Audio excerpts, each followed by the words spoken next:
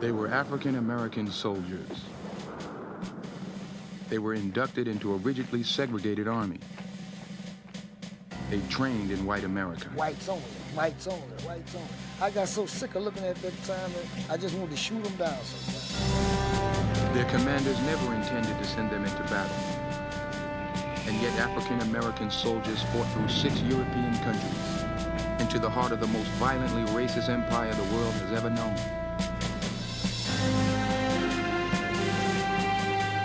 The victims of Nazi terror would never forget them.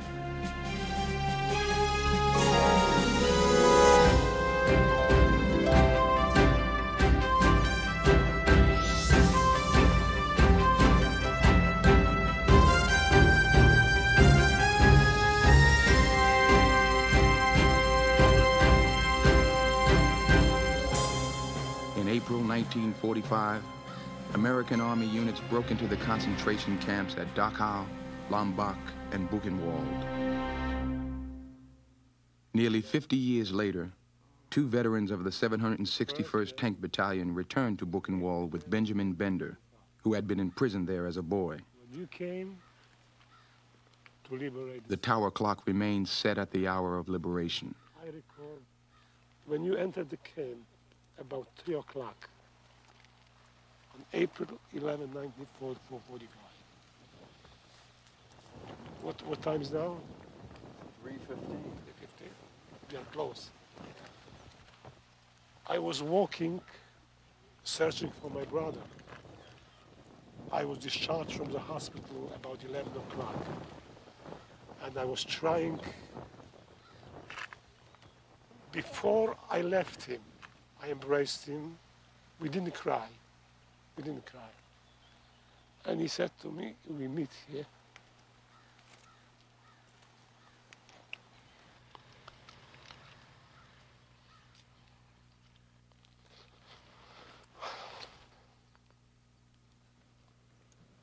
I never met him.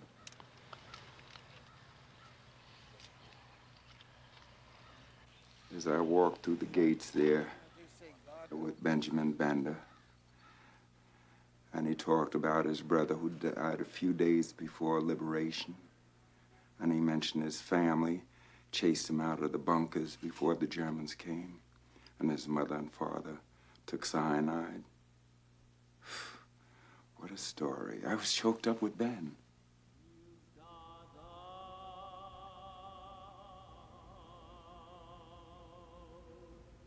The soldiers who entered Buchenwald that April were the first Americans most prisoners had ever seen. But in April 11, it got quiet for a couple hours, and suddenly we saw the Germans running left and right, and this guy walks in. We thought he came out from the moon. An angel walked down from the moon. We didn't know to kiss him, to hug him, and we were numb. We couldn't speak, we couldn't move. I can't even, because I get, it's something, you know, I'm sorry. I remember, I was 73 pounds. We just crawled, and we tried to grab a piece of whatever we could grab, a piece of cloth, whatever, just to hold on to him. We couldn't believe it. That's really true that he came to liberate us. We couldn't believe it. It is a pleasure and a privilege to welcome to our congregation and to our community, Dr. Leon Bass. Now a retired high school principal, Dr. Leon Bass was 21 and a private in the 183rd Combat Engineers when he entered Buchenwald. He speaks at Temple Israel in New Rochelle, New York. I want to share with you feelings I have about racism and the Holocaust. You see, these 2 events impacted on my life in such a way that I need to share it. And in order to do that, I have to take you on an odyssey of my experiences. And I have to go back to the turn of the century when my parents were born. They were born in South Carolina. My father was born 1891. That was 26 years after Abraham Lincoln signed the Emancipation Proclamation. My mother was born 1895, and that was 1 year before the Supreme Court rendered a decision in the Plessy versus Ferguson case, which said that separate but equal was constitutional. And you know that opened up Pandora's box to a great deal of pain for people of color. And I tell you this because I wanted you to know the environment into which they had to survive. They had to struggle for food, struggle for a place to stay, struggle for an education, struggle for a vestige of human dignity. But somehow they managed. My father became part of the armed forces in the First World War. He went with the expeditionary forces to France to fight, to make the world, quote, safe for democracy, unquote. We did enter one concentration camp. It was near the end of the war, and you just can't describe what I saw. When his tank battalion entered a Nazi concentration camp, Johnny Stevens was only 20 years old. He had grown up in Georgia in the 1930s. Living in the South in those days, it was really an experience that you wouldn't want to go through it twice. You never had the opportunity to do things like the white people did. We lived in an all-black neighborhood. You had to eat in your own restaurant. And if you went to a restroom, one was marked colored, the other was marked white. It was deeply rooted, segregated Georgia. And that segregation lasted until I went away to war. And when I went in the Army, it was still a segregated army.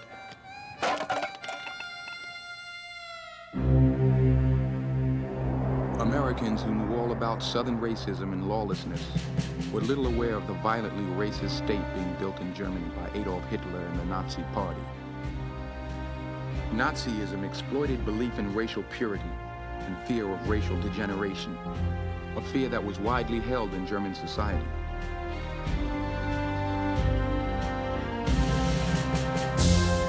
In Nazi racial theory, Germans were members of the so-called Aryan race, identifiable by pseudoscientific measurement.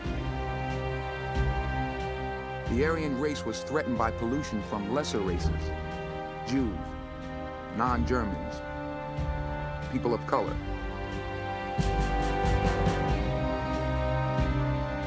It is the Jews, Hitler declared, who bring Negroes into the Rhineland, with the clear aim of ruining the white race by the resulting bastardization. Like the Jews, people of color were considered intartata, degenerate. The Nazis promoted their supposed racial superiority wherever they could.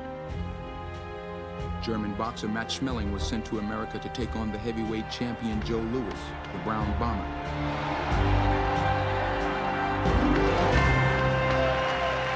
Joe Louis knocked out Schmeling in the first round.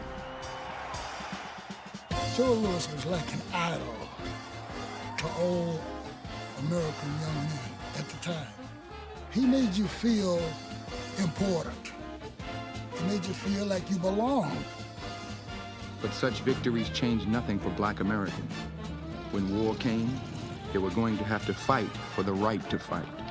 The armed forces were rigidly segregated. There were no Black Marines or airmen. There were no Black sailors in combat units. They could serve only as mess attendants and cooks, orderlies and stevedores. There were virtually no Black workers in war industries. But modern war was going to require total national mobilization. African Americans were going to demand to be a part of it. The Black press was calling for an end to discrimination in war industries and segregation in the military. Military commanders, bureaucrats, and the president saw this as a big problem. The Negro problem. Meeting with Black leaders, President Roosevelt suggested that putting Negro bands aboard battleships might be a good start. The meeting was not a success. Mary McLeod Bethune, a member of FDR's unofficial Black cabinet, spoke to her friend Eleanor Roosevelt. Mrs. Roosevelt put pressure on her husband. Finally, the president lifted the long-standing quotas. From now on, Blacks would be admitted to all branches of the military, and they would be eligible for officer training. William O. Hasty, a respected Black educator and judge, was appointed to oversee Negro military affairs. But FDR absolutely refused to end segregation in the armed forces. If you were a soldier, you were in uniform. If you went to town, you had to ride the back of the bus. If you wanted to eat, you had to eat in a black restaurant. If you wanted to use the facilities in a train station or a bus station, you had to go in the part that was marked colored and one was marked white. We wore the same uniform. We were there for the same reason, but we couldn't do the same things.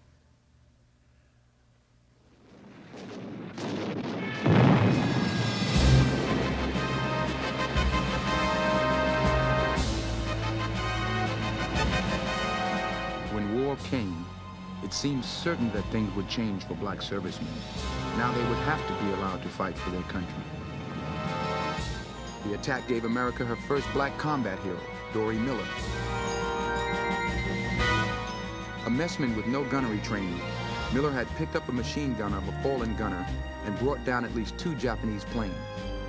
He won the Navy Cross. The Navy used Miller to recruit in the black community. His mother worked with leaders like Adam Clayton Powell to get African Americans behind the war effort.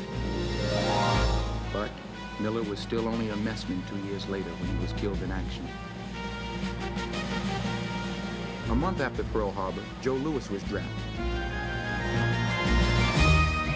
Newsreels followed the champ's progress in his all-black cavalry regiment. But despite the weapons training, the Army still had no plans to send black soldiers into combat. All American News brings you our people's contribution to America and freedom.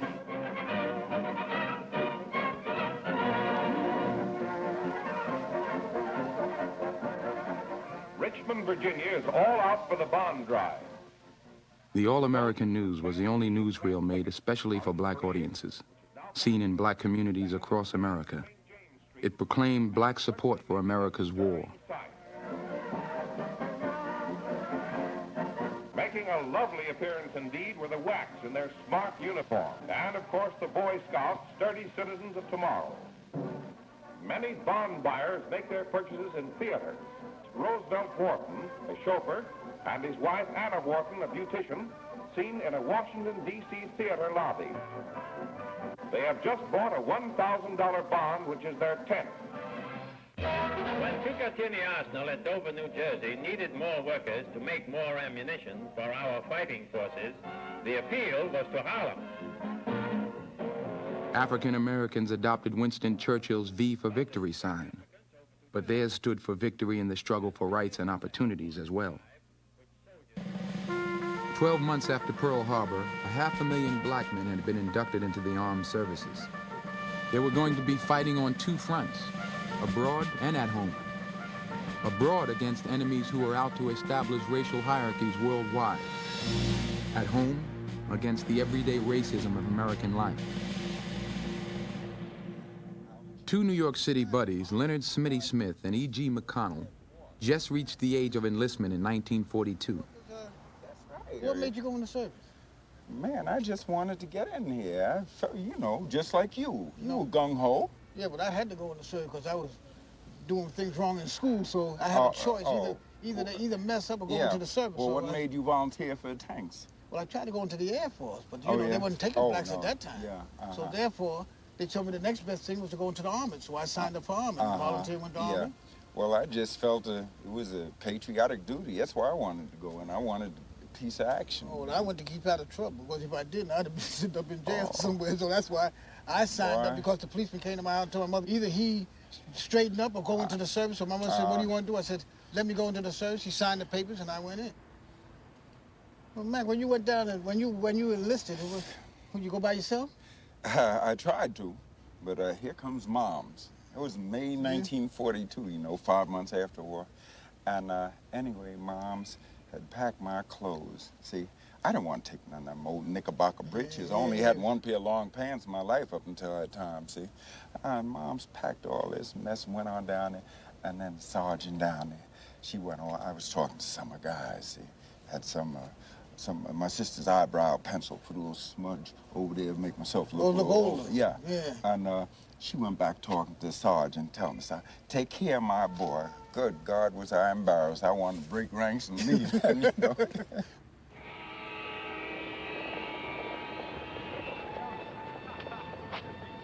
We shipped out for Fort Knox, Kentucky. As the train was chugging through the hills in Kentucky, orders came down for us to pull the shades down in our cars. Now, there was some white troops in part of the train and black troops in the forward part right behind the engine. This is where colored usually rode during those days, and that's where we got all the smut and smoke and fumes. Well, my curiosity got the best of me. Why did we have to pull these shades down? Well, being young, wise guy, 16 years old, I knew all the tricks, and I was going to find out and tell the rest of my buddies. See, so I went and peered out between the two cars, and as I looked off to the side in the hills, I saw a bunch of these hillbillies, real old rednecks, and they were waving at this troop train. Some of them had shotguns as they were waving, and I said, wow, I couldn't believe it. See, so finally I found out the reason is that shots had been fired at the colored troop trains on several occasions in the past.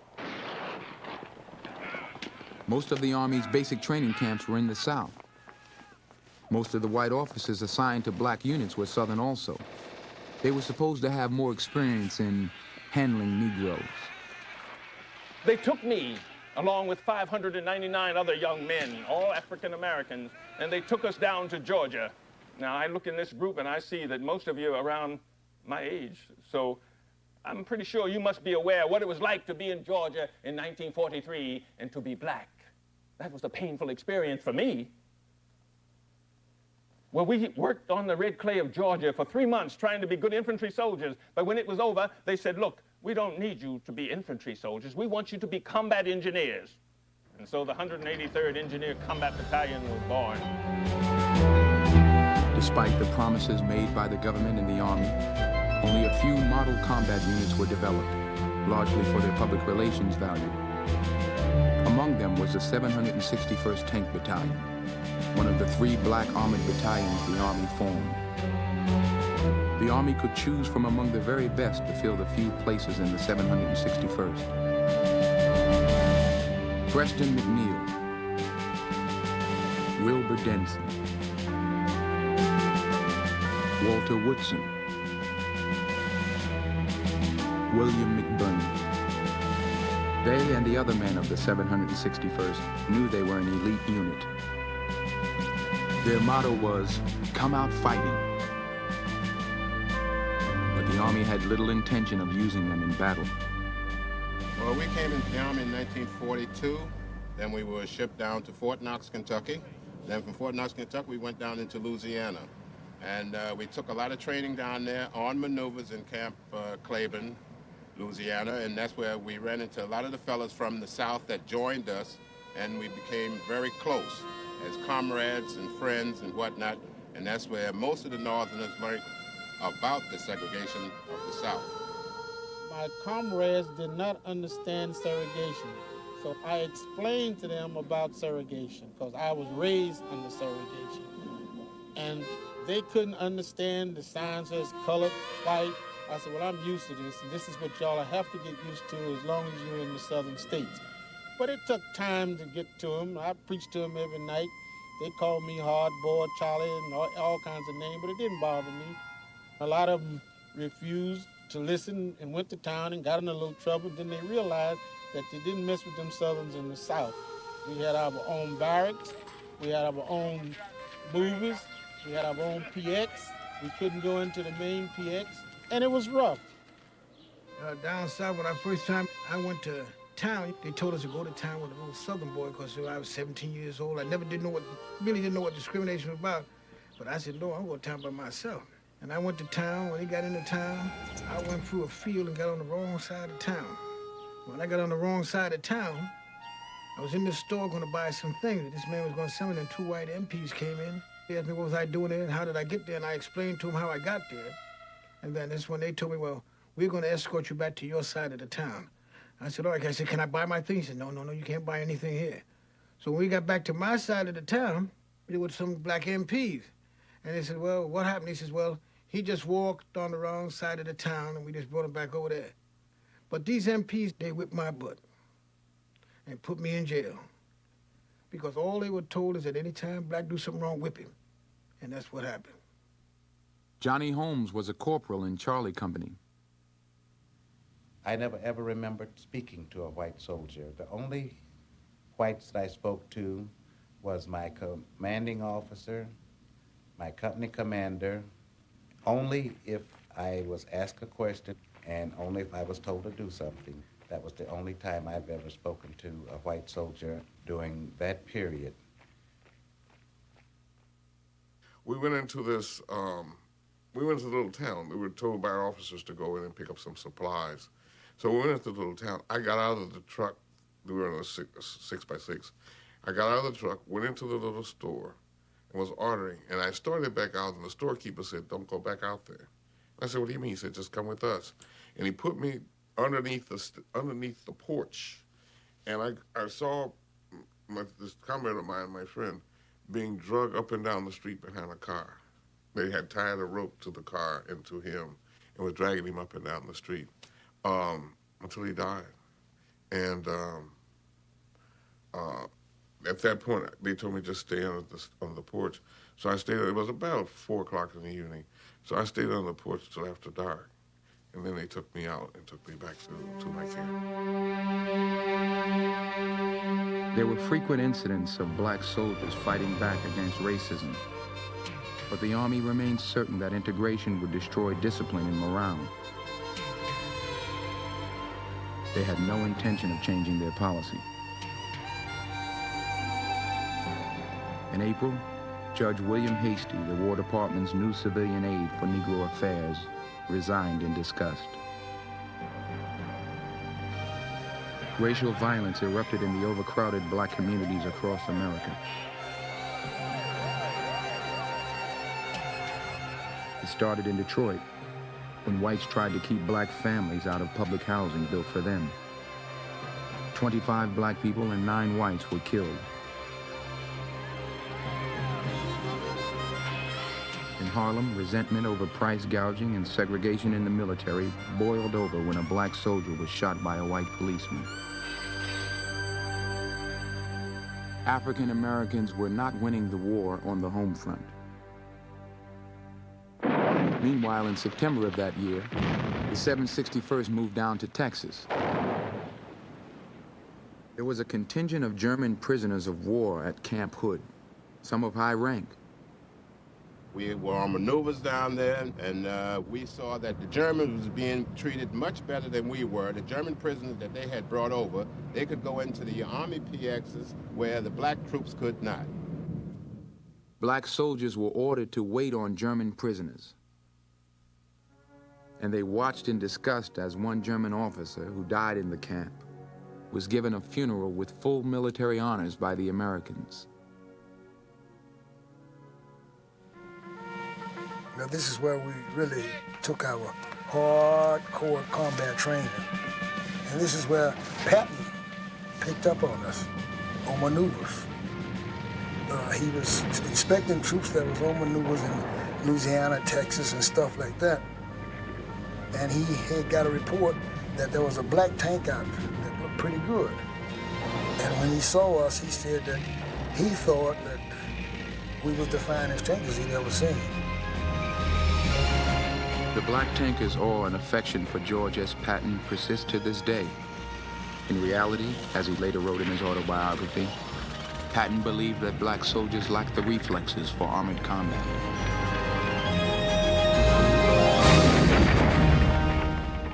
You must remember that during World War II, we had 2 armies, one white army and one black army. And there was no integration of the races. As a result of that, the USO also had separate production companies or groups. And I was in charge of all of the USO productions having to do with black entertainers. Now, in case you don't know what USO Camp Shows was, USO Camp Shows was the organization that was set up to furnish entertainment to American troops all over the world during World War II. Someday he'll come along, the man I love, and he'll be big and strong, the man I love. And when he comes my way, I'll do my best to make him stay. He'll look at me and smile, I'll understand, and then in a little while he'll take my hand, and though it seems absurd, I know we both won't say a word. He'll build a little home just meant for two, from which I'll never roam. Who would you? And so all else above, I'm waiting for the man I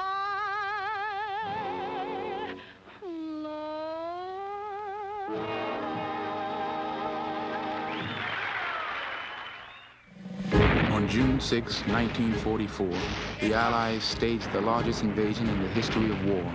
200,000 troops, supported by thousands of planes and ships, tanks and vehicles, landed on Omaha Beach. But one of the best trained armored units in the Army wasn't there. The 761st had been left at home.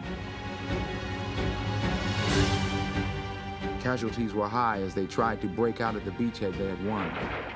Tank losses were high also.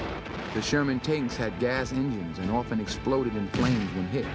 Tankers called them Ronsons. Life expectancy was short inside of them. Desperate for trained tankers, the Army at last sent for the 761st. Young men who had never left their country before, looking forward with eagerness and some fear to doing at last what they had been trained to do. The 761st was about to go to war. In August 1944, PFC E.G. McConnell and his buddies left New York Harbor in a convoy bound for Britain. Our quarters were rough. We were down in the hold of this ship, and we slept in hammocks, and the hammocks were attached to these poles. They were 5 high, not double-decker, but 5 high. You had to climb a pole like a monkey and try to get in your hammock without falling. A lot of guys fell down, but usually when they fell, their fall would be broken by falling on top of someone, you know. The going was rough, and guys got seasick, and the food on there was nothing. The bread was raw in the middle of it. It seems as though they took the good American rations and stored it to take home to their families, and they fed us all sorts of garbage, porridge, and beans, and seaweed, or whatever. In England, there was no history of racial segregation. Britons were mostly ready to accept black troops, but the Army spread rumors about black men and white women, about rape, VD, and violence. Things never got better because when we landed in England, they told the English people or whatever European people they came in contact with that we were monkeys and that we had tails and that we couldn't fight and we were just bringing the tanks up for the white boys to fight with. This is the message that they spread throughout Europe. And you wouldn't think that your own countrymen would do this to you, but they did it to us. African-American Army nurses stationed in England weren't allowed to treat white Americans. Since there weren't enough black casualties, the nurses were assigned to treat German prisoners of war. Only when the nurses rebelled against this duty were they allowed to treat American soldiers of all races. Everyone is treated the same when it comes to dying, said the American General J.C. Lee. In October, the 761st crossed the English Channel. It was a day none of those who survived would ever forget. In 1982, 16 of the veterans were reunited in France. They returned to be honored for their part in the liberation of Europe from the Nazi armies.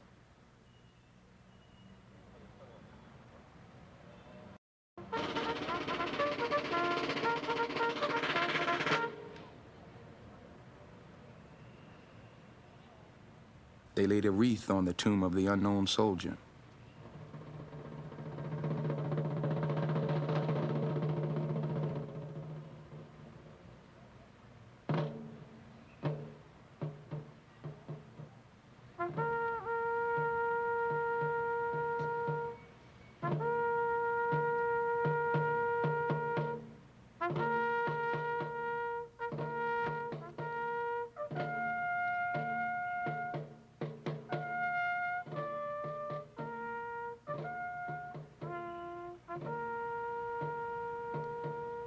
All the veterans who attended had their memories. Memories of the last time they came to this country, rolling out in their brand new Sherman tanks in October 1944 onto the sands of Omaha Beach. Now, for the first time, I saw what war was like when I saw the abandoned barges and ships that had sunk. And I couldn't imagine how the Allies could have such a landing and still continue to make advancements and crush his enemy. And we were told that we'd have to convoy across France to up where the Third Army front was, which was up around Metz. This is around where General Patton, his drive came to a halt because he ran away from the supply line. The veterans set out to retrace their journey through France and the Low Countries, along the roads they had once traveled in tanks. Some of the real heroes of the outfit. Horace Jones, a second lieutenant in 1944, was among them. Metz had been taken when we got there, but on the outlying places there were a few pockets. We spearheaded a lot of places. We were door openers. We'd go in and kick the door open. And then the rest of these divisions, they would take over.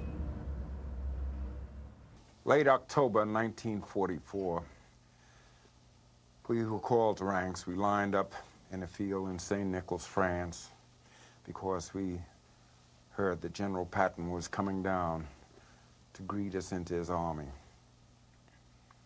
As we were called to attention, eyes straight forward, I stretched my vision as far to the left as I could as I heard the approaching Jeep. General George S. Patton was a three-star general at the time. Boy, what pride, huh? The feeling that I had. Here's one of the greatest warriors of World War II, and we were going to fight under his command. Out stepped Patton, sparkling, dapper, walked very briskly, stepped up on a half-track, looked at us, gazed at us from left to right, and said, "I sent for this unit because I heard you were good, and I have nothing but the best in my outfit. I want you to go up there and kill them goddamn Krauts. I want you to give them a licking. I don't care what color you are, as long as you go up there and kill those Kraut son of a bitches." As he completed his speech, he looked me straight in the eye with gray eyes. And he said, "Listen, boy, I want you to go up there and shoot up every goddamn thing you see. I want you to shoot haystacks, church steeples, graveyards, old ladies, children, any damn thing that you see. This is war." Staff Sergeant Johnny Stevens of Company A kept a diary of those days in Europe. November 5th, 1944. Well, here we are, somewhere in France, and we're supposed to go on our first mission today. Only a couple of more hours. I have smoked 2 packs of cigarettes. On its first day in action, the battalion took its first casualties. Their commander, Lieutenant Colonel Paul Bates, was seriously wounded. and the entire crew of Harvey Woodard's M4 were killed. These pictures had been taken just the day before the battle. The tank hadn't been hit. The men seemed to be unharmed. They must have been killed by the concussion of a shell burst directly overhead. Yeah, the first outfit that we fought with was the New England Division, the Yankee Division, the White D, 26th Division. And the first time that I got wounded was at Hill 309, that was in France. And it was an early morning attack. And my tank, being a platoon sergeant, my tank, I was in the lead tank. And we had been told by the recon boys there was nothing out there except heavy machine gun fire. But when we got in the middle of the field, we found out that they had anti-tank guns. They also had bazookas. And they started knocking out my tanks, one behind the other. And then my tank got hit. And I ejected myself out of the tank. I hit the ditch. Then they started raking the field with machine gun fire. And then some sergeant from the 26th Division, he yelled over me and he says, "Sergeant, you hit?" I said, "Yeah, man." He says, "It's bad." I said, "I'm hit hard as hell," just like that. So he rolled over to where I was, and I had blood running down my combat jacket. And he took me and pushed me over the bench, over the embankment, and threw me on the other side, out of the line of fire. Then he raised up to come over the bank with me. And as he raised up, German about maybe 10 yards away in the bushes, took a brick gun and cut him half in two. He killed him. See, I never knew who that sergeant was. All I know, he was from the 26th Yankee Division, who we were supporting at the time. And that's the only thing I knew. E.G. McConnell, retired now, recreates those days on the Western Front. He has good reason to remember. We were advancing on this town. All hell broke loose. They fired a HE shell that hit. That's all I remember till sometime after dark when I came to, out in a ditch next to my tank, burning like hell. And all of a sudden we heard over the radio where the Germans hit the first tank, the last tank, and it would say Germans all over the place. So we backed up, ran around to the back of the town, and we laid nothing but fire on them, 50 caliber, 30 caliber, and 76 millimeter, all in the HE. No armor piercing HE until we ran out of ammunition. And on the radio I could hear them saying, "Watch out for this, watch out that." Then I heard them say, "EG say, I've been hit." I said, "Oh my God, then I hit my man."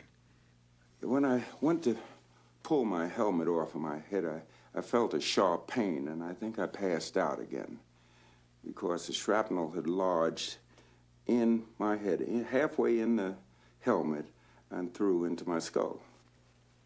Well, anyway, this young white fellow who was in the infantry, he grabbed a hold of my helmet for me, and he held on to it, even though he was much, much more seriously injured than I. See, I was coming and going. I wasn't conscious all the time. And he thought that we were evacuated together. And this is sort of odd, you know. Here's a white soldier looking out for his black combat companion. And anyway, we were evacuated. We went back to 100th General Hospital in Bar-le-Duc, France. I went through surgery and all like that and wound up on a ward. I was the only black on the ward.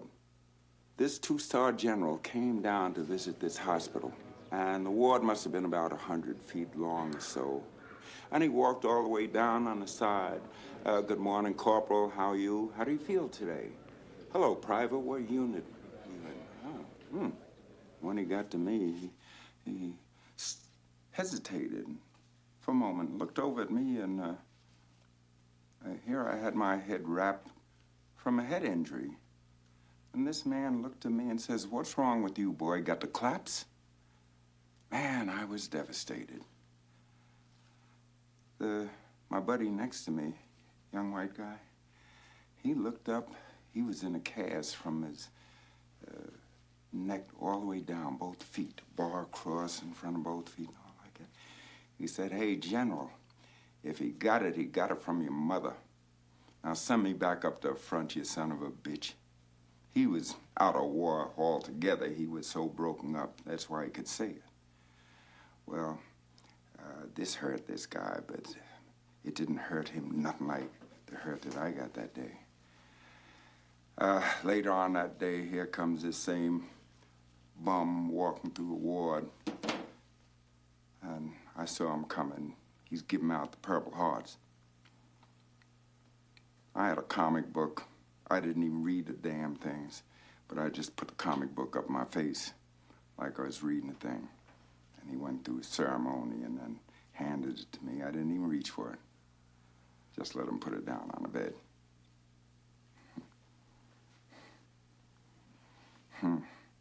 Boy, I'm telling you, my country 'tis of the sweet land of bigotry. The German commanders had assembled 28 divisions, supported by hundreds of tanks, along a weak spot in the Allied offensive. On December 6th, they attacked, stretching and nearly cutting the Allied line. The Battle of the Bulge had begun.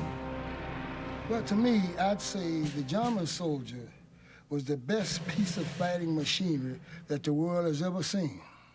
They were dedicated the same as we were. They believed in what they were fighting for. And when a man is fighting for a belief, it's difficult to change his mind. They've been hit. The Russians, the Americans, the British, the French, everybody was hitting them, and they kept fighting. See, the German soldier was like a robot. See, that's what made him good. The American soldier was just opposite. They had cooks, bakers, newspapermen, street sweepers, they just put us all together, and they made an army overnight almost. Patton's Third Army, accompanied by the black armored units, raced northward to Bastogne, where the German advance had surrounded an American airborne division. December 16th. Well, it's here. The great German counterattack. Pulling out and going north to Belgium tonight. It will take 2 days. It's so cold and the snow and ice is making it tough on tankers.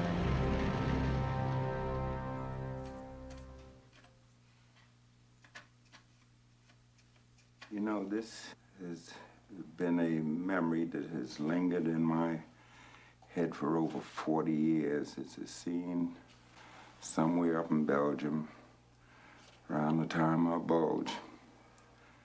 And man, it was one cold blast up there.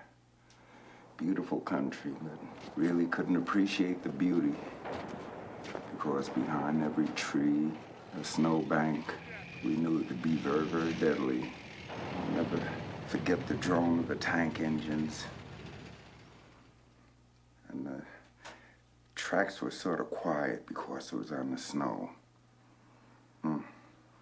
Just advancing the infantry alongside our tanks as we rounded this hilly country and went about our business. These are parts that really omitted from that movie Patton. We were so very, very much involved in the Battle of Bulge. Yet no mention has ever been made of it, about the black tankers, the Black Panther Battalion. The true Black Panthers. The day after Christmas, General Eisenhower called for volunteers from black units. Men trained for combat, but who were assigned to labor and support battalions. Thousands came forward. The only African-American general in the U.S. military, Benjamin O. Davis Sr., had been brought out of retirement to figurehead the black contingents. Brigadier General Benjamin O. Davis arrived. He made a complete inspection tour despite the weather.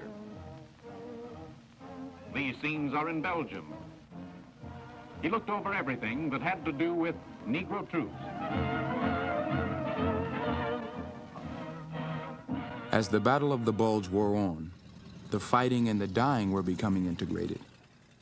Everything else remained separate. Well, it was into this battle that the 183rd had its commitment. We were told to go to a small town in Belgium, a place called Montalange. It was small, but that was a very strategic place because, you see, there was a bridge there, a bridge that had been blown apart by the enemy, and our responsibility was to rebuild it. We had to do this, you see, because further up the highway, about 15 kilometers, there was another small town, a place called Bastogne. And in Bastogne, there were American soldiers who had been trapped, members of the 101st Airborne Division. They had been encircled by the enemy, and their lives were in jeopardy. They had to be rescued, you see. And so my unit, the 183rd, had its work cut out for it. We had to rebuild that bridge. We had to do it right away, so we began to work. We worked night and day. In spite of the weather, we worked. In spite of the strafing by the airplanes that would come down daily and machine gun us. In spite of the shelling of the 88 howitzers, we worked on that bridge. We finished it. We finished on time. And all of those resources, the tanks, the guns, the men, and everything else came down. They went up across that bridge and went up to Bastogne. And they rescued those men.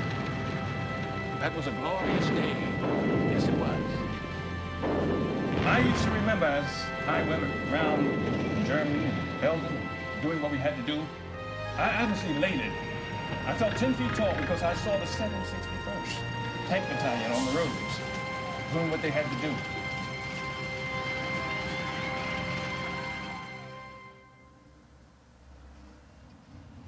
I understand that now we are just about to approach the village of Tilley, where I feel that I was informed through your history that this was the first tank-to-tank battle that took place in the small village just outside Bastogne.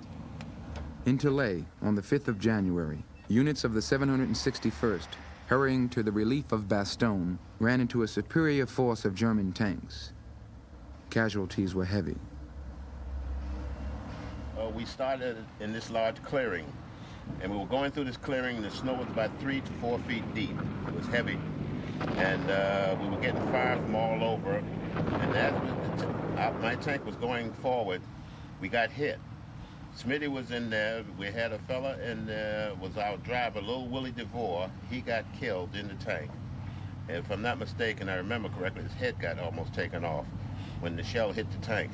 Smitty and I got out the tank, and another fella, and we started trying to do the best we could to get to the woods. And this clown Smitty, he was hollering, I was ready to stop. I was exhausted, shooting at anything I could see or move or whatever. And this clown Smitty was hollering, remember the Savoy. You know how we was doing up at the Savoy and clowning and whatnot, and we were crawling on our butts and hands and fingers trying to get to the woods to try to get out of the enemy fire while they were shooting at us. Outside town, the veterans found a farmer who remembered the battle. But after a few days came the tanks across the wood, in the wood, across directing in the wood, trees, everything. And then American forces with cannon, big artillery on the village. Already, the 6th of January, artillery, a barrage. Right, artillery, yes. And after that, American forces came into the village, but there were a big struggle. Well, these tanks come across there, this is our tanks, boom, our tanks. They were our tanks. There were 18 American tanks destroyed and several German. A great battle of tanks there. After 5 days of bitter fighting, the 761st captured the town and closed the Brussels-Bastogne highway. One of the tanks still stands in Bastogne, a memorial to the Liberators. And the reason why delay was important was because it was a way to cut the advance of the Germans in their particular move to confiscate all of the equipment that was on the east coast of France. We broke the link of the Germans going to to the coast. And then we also broke their link. We isolated a lot of their troops within certain areas to where they couldn't join back up to make a major force. But I'm here to tell you that my unit, the 183rd, paid a heck of a price for that glory. I know about that, you see, because I stood in the snow. I stood in the snow and I looked at the gray registration trucks on which the bodies of so many of my friends were placed. And it was the beginning of my saying, what are you doing here? You could end up that way. What are you fighting for? You can't get a drink of water at a fountain. You can't get a meal in a restaurant. They won't even let you have a seat on a bus. So what are you doing here and what are you fighting for? I was angry. Deep down, I was an angry young black soldier, angry at my country for using me, putting me out there to fight and maybe even die to preserve the rights and privileges that they were telling me I wasn't good enough to enjoy back home.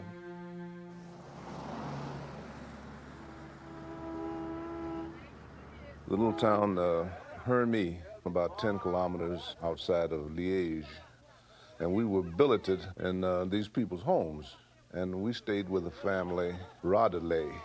And they were just loving type of people.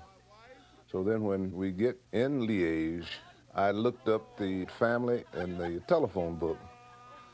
The next day, when the bus pulled up, they were naming people. There's Rags, and there's Jack Gilbert, there's Horace, you know. It was something that stirred the soul.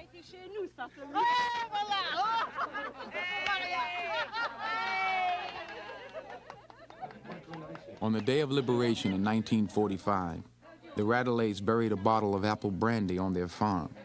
Today, they dug it up and opened it to toast their old friends. Silence, please. I'd like to tell the reason why we're in this town tonight. Back in '44, they were dropping buzz bombs on this place. So they sent the 61st Tank Battalion in here to secure the town. And this particular house we're in, Horace Jones, he stayed in this house. And so they remembered him, so that's the reason why we are here today. Now, maybe Horace wanted to say something or not, I don't know. It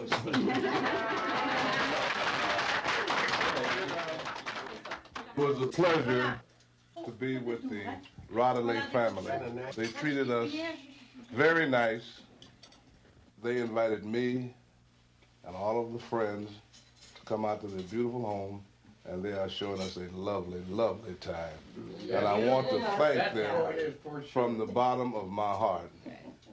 I'll say a toast. May God continue to bless this home, and may the fellowship which we have established never end. Amen. Amen.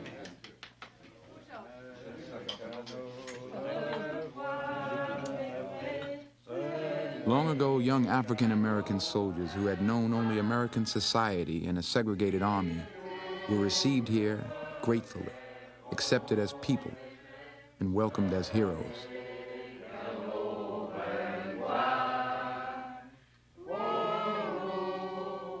A lot of things had changed back home since then, but the memory of that long ago winter was still fresh.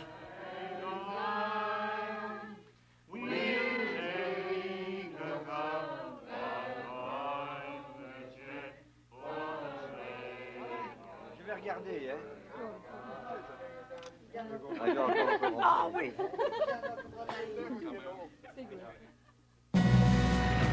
In March 1945, the 761st Tank Battalion was attached to the 7th Army, spearheading the American drive to the Rhine. They were among the first American battalions to break through the Siegfried Line into Germany. Resistance was fierce. We came into this town, and we would stop the tanks, and everybody would pile out of the tanks, you know, we were searching the houses and whatnot. And I hit this house, and we went into the door, and there was some German people in there, and they said, Kamerad, you know, they were friendly. And I happened to glance at this, I saw something behind the door. So I slammed the door closed real fast, and this big German officer was standing up behind the door, and I stuck my pistol up in his face. And I said, surrender, you know, holler and surrender and whatnot. He said, spoke very good English. I don't have to surrender to you damn niggers.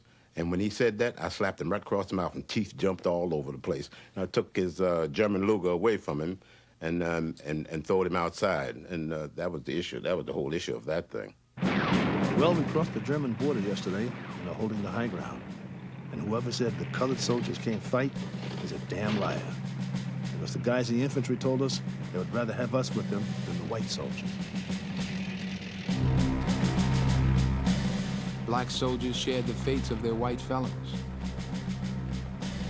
For their own propaganda purposes, the Germans filmed black soldiers taken prisoner in the battle for Europe. The German armies were on the defensive, but not yet beaten. And in Germany, American GIs who had experienced segregation and hatred at home were to be brought face to face with racism on a scale they could not have imagined.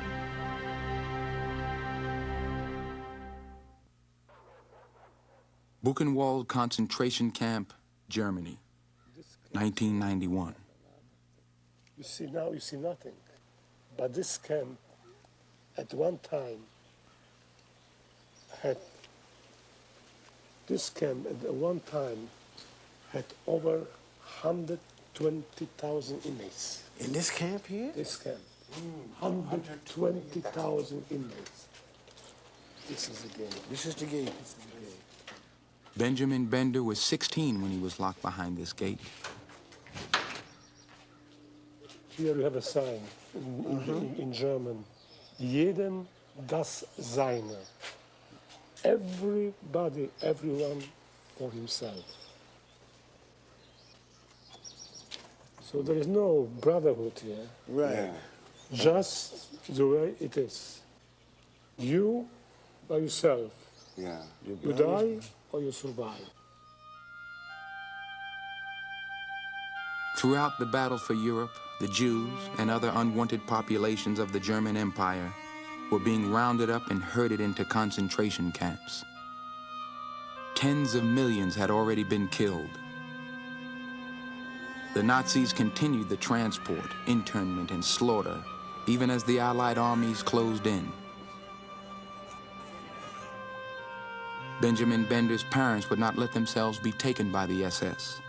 My parents committed suicide. I was supposed to go into a bunker with them, which I built with them. And there was food for about 2 weeks. And my father has cyanide, and my mother has cyanide. I didn't know that. I was trying to stay with them in this bunker. They chased me out, and I was crying. I say, why are you doing this to me? You are rejecting me, your son. Well, they didn't say me that they're true, but they say, look, you are young, and you might so survive.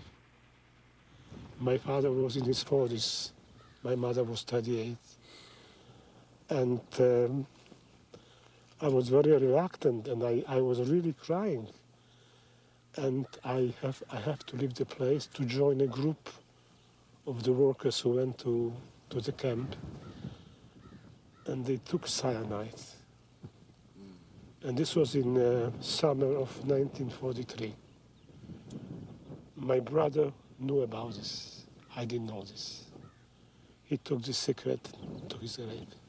Oh, He never told. How did you find out? After the war.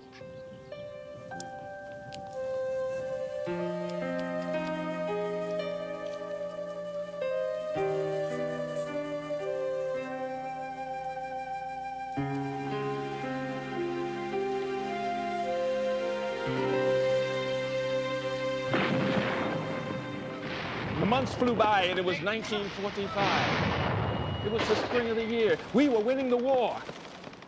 And it was at that juncture that we received orders to go down to a place in Germany called Weimar. We went down in great haste, and the war was raging all around. But our units were chasing the enemy.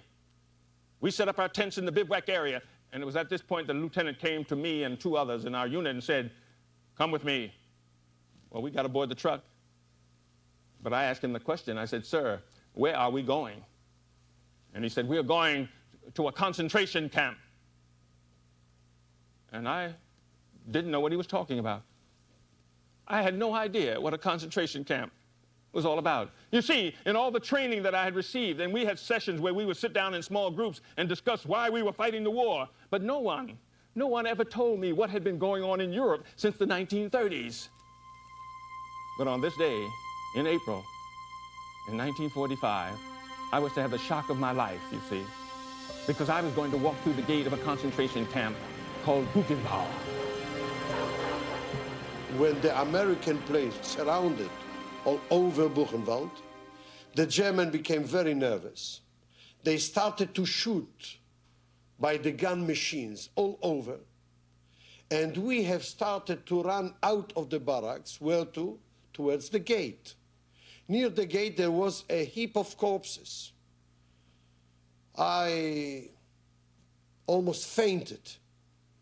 And I was found among this heap of corpses just after the gate was broken and the first American jeeps of the General Patton's army division entered into Buchenwald.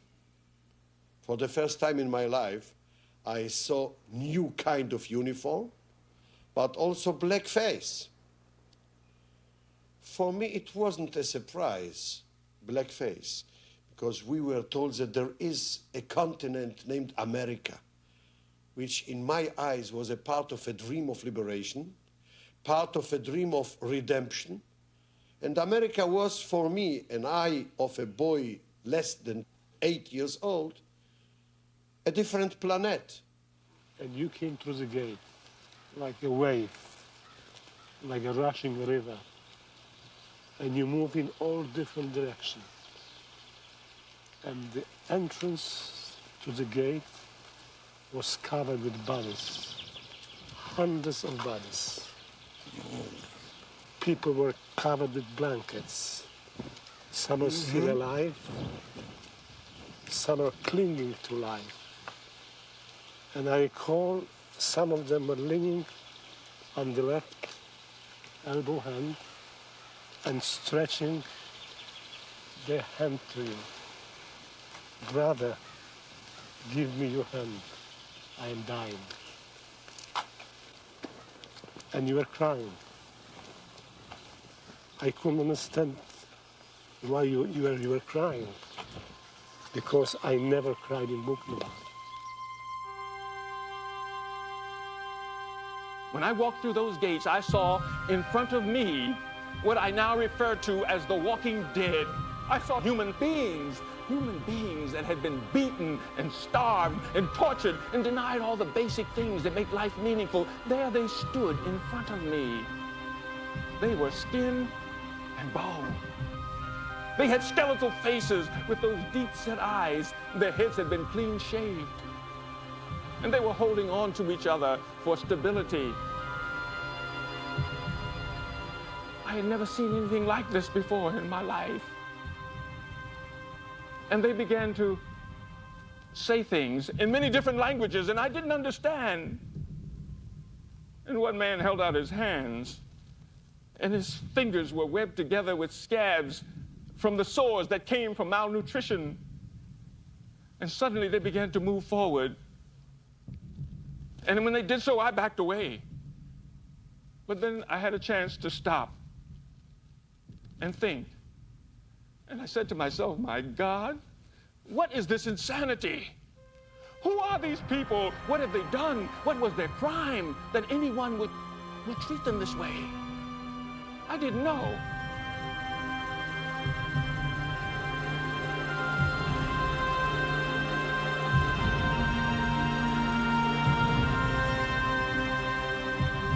The young man who spoke very good English, he was of Polish extraction, I believe. He began to tell us about Buchenwald.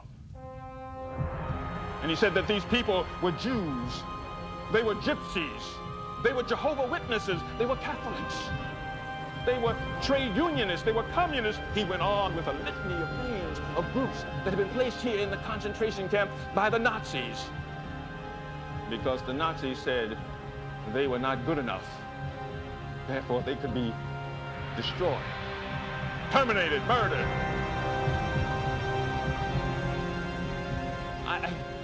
I couldn't understand this. I had nothing in my background that would help me to understand this. I couldn't get a handle on things. I just couldn't.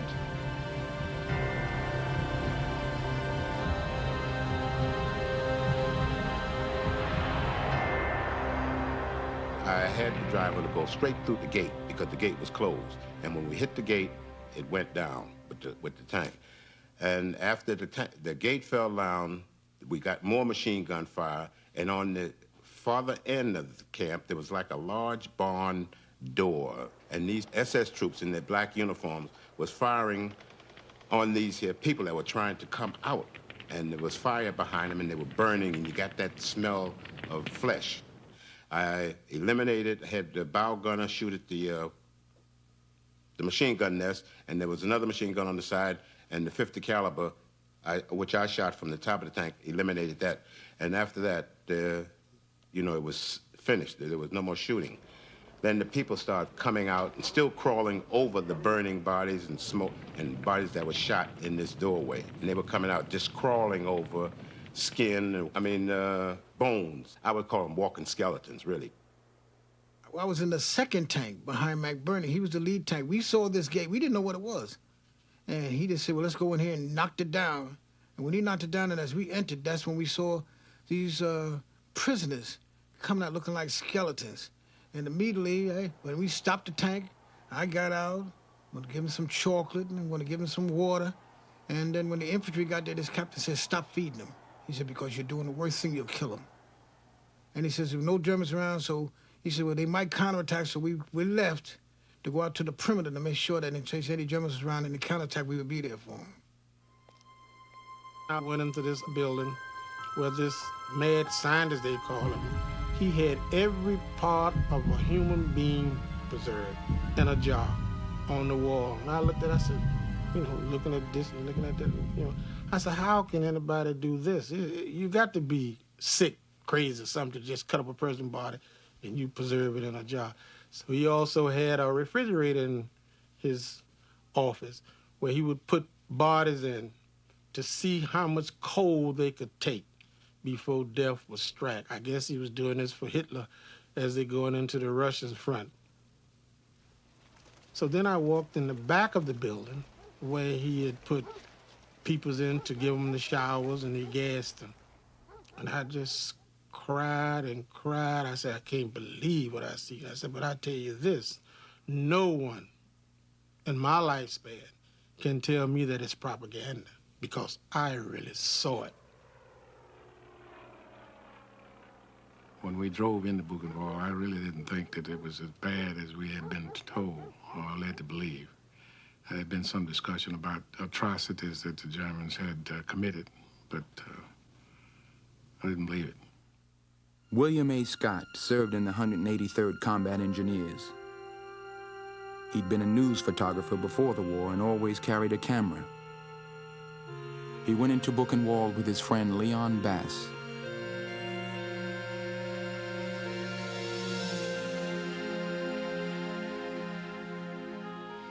I guess had I been thinking clearly, I would have taken more photographs because there were some other pictures that were worse than what I actually took. And it's very difficult for anybody to believe what we had witnessed, even though we tell them that. Because I didn't believe it going in there, that it existed to the extent that it did. But I came away with the feeling that this was not consistent with what I had thought about Germany prior to the war as the most literate country in the world. And yet, this seems to have been beyond barbarism. And they had used modern techniques to cut people down the middle and put their brains flush against glass so you could look at the inside.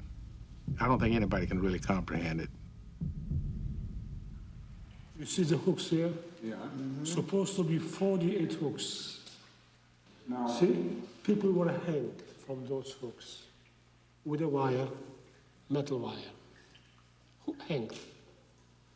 When I came here on April 12th, One day after the liberation, right, I look at the wall,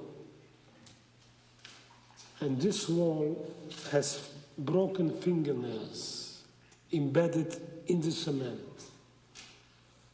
I look the wall from the beginning to the very end. And there were scratches deep because a person hung in agony, probably his last moment of dying, he was scratching the wall.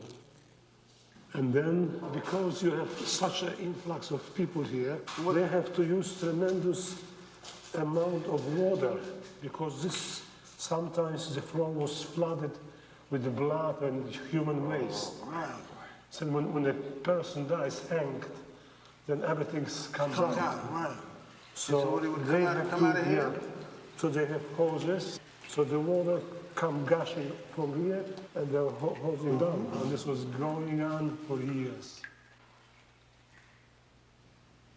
What is down here? Look at that. That's where you take ashes out, I imagine. Yeah, but this Imagine one ain't sitting moving. down and devising something like this for the extermination Some of people. As you can see, the damage inside, the broken pieces of bricks and all like that. Hell of a they heat must level. have used these things 24 hours a day. This is the ultimate end of slavery. They worked the poor devils to death, worked them down to the bone. They put them in the oven. They burn them. They sell the ashes. They strip them of their dentures and whatnot and sell the gold. You know, I didn't know anything about fascism. I heard about it. I know about lynching and whatnot. Right. But this is an evil, calibrated way of carrying on these atrocities. They're lynching them by the dozens here. And I only thought, like PW camps where they just kept free, but I didn't know that people could have the mind to think of this destroying these people's souls and just taking their lives just like that. But I tell you one thing, what we saw when we got here, it just made me much more bitter and wanted determined to destroy things that these people did, that's all. I now knew that human suffering could touch all of us. But more than that, I knew that on this day I had seen the face of evil. I'm talking about racism. Racism that would cause one group of people, for some superficial reason, to say that they are superior, they are better than others. And therefore, when they become so powerful, they can dictate terms of life and death for other people. I saw that at Buchenwald. That was evil. That was racism.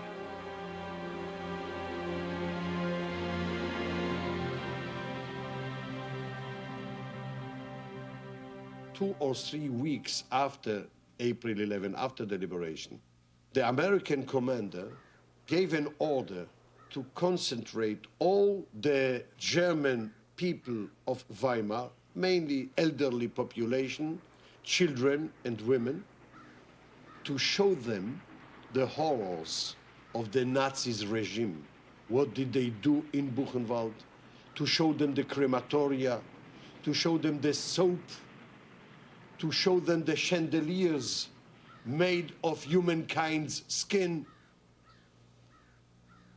Then, after showing them, and they denied that they knew something, an American black soldier, a giant, with one of his hands, took me by both shoes and lifted me up. And the American commander said to the people of Weimar, "Do you see? This was your enemy. Against this age and this element, you broke out the war. And all these victims fell in the war of the German army against these children." I looked at him. I was so proud. These shoulders, these arms. You must understand that for us was the same with no any difference. All kinds of colors in the faces of an American soldier. For us, they were angels. When you came, you gave a gift of life to 20,000 inmates. 20,000. Not only that, by saving the remnants, you saved future generation. Because from this sparks, or from this embers, a new generation came. Doctors, sculptors, writers, people from walk of life. So your part is not only by giving people the gift of life, but you planted seeds for the future. And this is your biggest contribution you make. Not only saving their lives. So it means my child, my grandchild, owes you something very precious. What a beautiful outlook. This is true. Okay, now you go. I put some flowers. We'll leave you alone. Okay, then. I'll let you have a more to do.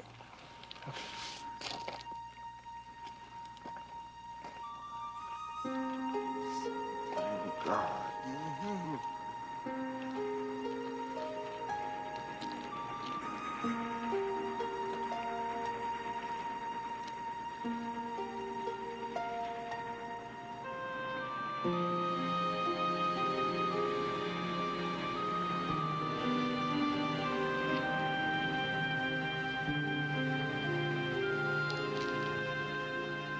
That's all.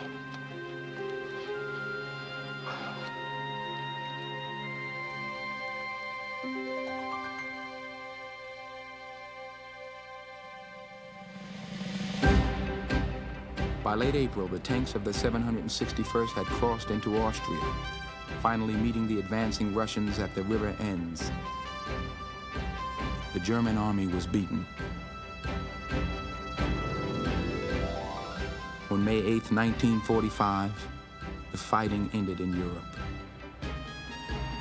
The war was soon over, but not the fight. Home was the same, but men who had seen war in the face of death were changed for good. When the war was over and we got back here, it made an impression on me, because to say that we done all this here, and in plain English, we still got kicked in the ass when we got back here. Well, whatever, I done said it now. You know what I'm trying to say? You come back here, and you still, I had people in the South, relatives, and I had to visit them. And to go down there, and I couldn't even go in a store. I had to wait my turn to go in a grocery store to buy something. That was in Titusville, Florida. And that was in 1946. I'll never forget it. I had to wait my turn to go in the store to buy a package, a loaf of bread for my aunt. And I had been through all this crap overseas, so-called fighting for our country, and we get kicked in the butt again when we come back. I mean, it makes you feel bad, but like I've said before to the kids at the school, this is the only country I know, and it's a good country. Right or wrong, we're still a good country, but it's, well, whatever, okay? America largely ignored the contributions of her black soldiers. It took 33 years for the 761st to be given the Presidential Unit Citation for their extraordinary heroism, the highest award any unit can win. But the profoundest gratitude came to them from those who were slated for death in the camps. Benjamin Bender, survivor of Buchenwald. Stephen Jacobs, child survivor of Buchenwald. Walter Whitson, Liberator, Dachau. David Yeager, Buchenwald. Leon Bass, Liberator, Buchenwald. Sam Gross, Liberated in Buchenwald. Johnny Stevens, Liberator, Buchenwald. Alex Gross. 47 years after their liberation, 30 survivors of the death camps were reunited in New York with 40 of the African-American soldiers who rescued them. To see the faces here, I don't think words can describe it. It's just unbelievable, because these people are angels to me. It's just a miracle. I don't think another miracle could ever surpass this.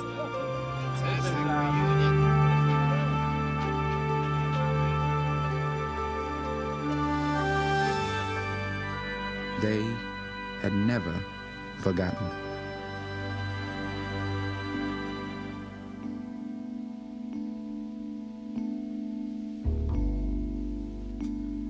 Nights are long since you went away. I think about you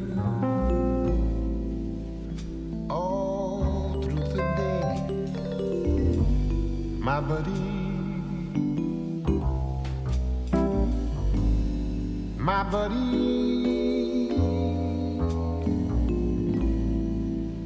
Ain't nobody quite so true.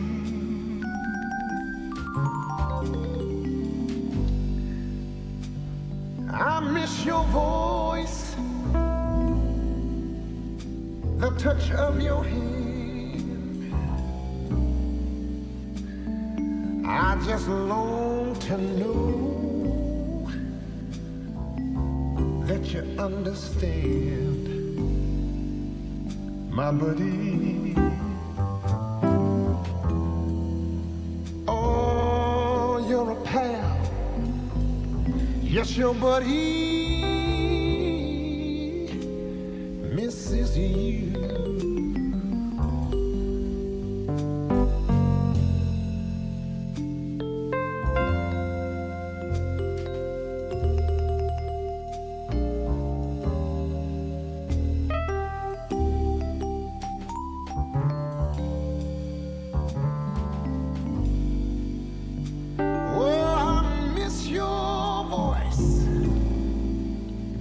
The touch of your hand,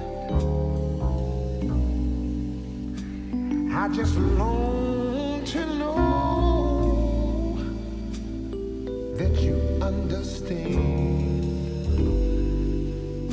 my buddy. Oh, you're a pal, yes, your buddy.